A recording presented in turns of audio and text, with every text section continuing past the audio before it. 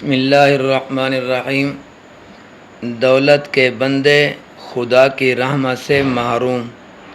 عن ابی ہریرہ عن النبی صلی اللہ علیہ وسلم قال لعن عبد الدینار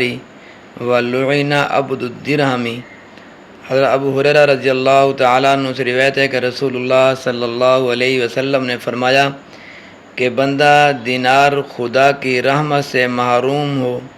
اور بندہ درہم خدا کی رحمت سے دور رہے۔ جو لوگ مال اور دولت اور دنانیر اور دراہم کے پرستار ہیں، انہوں نے دولت ہی کو اپنا معبود اور محبوب اور مطلوب بنا لیا ہے، تو اس حدیث میں ان سے بیزاری کا اعلان اور ان کے حق میں بد دعا ہے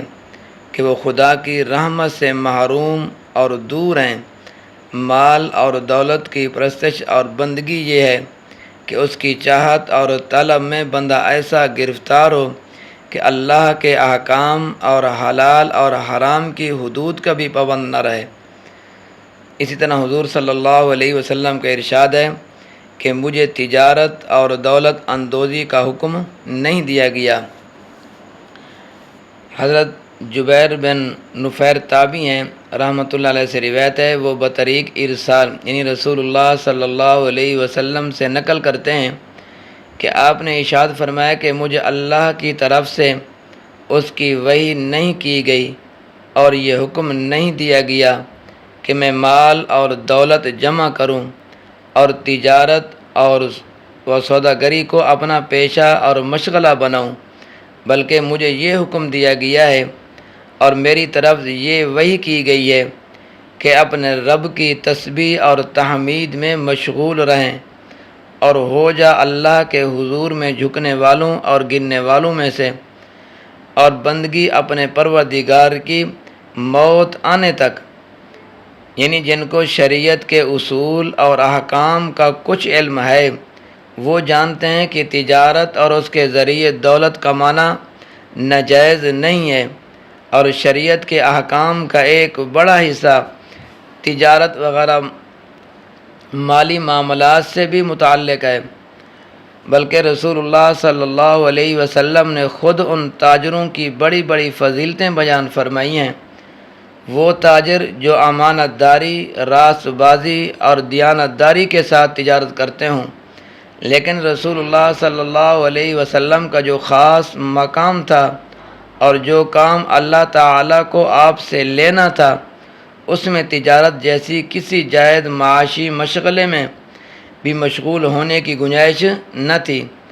اور اللہ تعالیٰ نے آپ کو قناعت اور توکل کا وافر سرمایہ دے کر اس فکر سے فارغ بھی فرما دیا تھا کہ رسول اللہ صلی اللہ علیہ وسلم کی اس حدیث کا مطلب بھی یہی ہے کہ مجھے تو انہی کاموں میں اپنے کو لگانا ہے جن کا مجھے تو اللہ تعالیٰ کی طرف سے امر اور حکم ہے، میرا کام تجارت اور دولت اندوزی نہیں ہے۔ تو آپ کے امتیوں میں بھی اللہ کے جو بندے خالص متوکلانہ طرز زندگی کو اپنے لیے پسند کریں اور اس راستے کے شدائد اور مصائب پر صبر کی ہمت رکھتے ہوں اور اللہ تعالیٰ پر توکل کی دولت ان کو میسر ہو، تو ان کے لیے بھی بلا شبہ یہی افضل ہے، لیکن جن کا حال یہ نہ ہو ان کو کسی جائز معاشی مشغلے کا اختیار کرنا خاص کر ہمارے اس زمانے میں ضروری ہے۔ جو انسان اس دنیا کے اندر رہ کر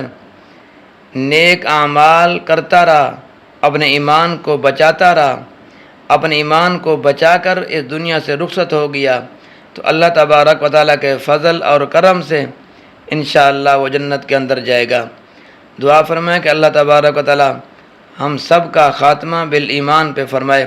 ہم سب کا خاتمہ بالخیر پہ فرمائے۔ ہر وقت ہما وقت ہر نماز کے بعد یہی دعا کیا کریں، یا اللہ ہمارا خاتمہ بالخیر پہ فرمانا، یا اللہ ہمارا خاتمہ بالایمان پہ فرمانا۔ دعا فرمائیں کہ اللہ تبارک و تعالیٰ میرا اور آپ کا حامی و ناصر ہو۔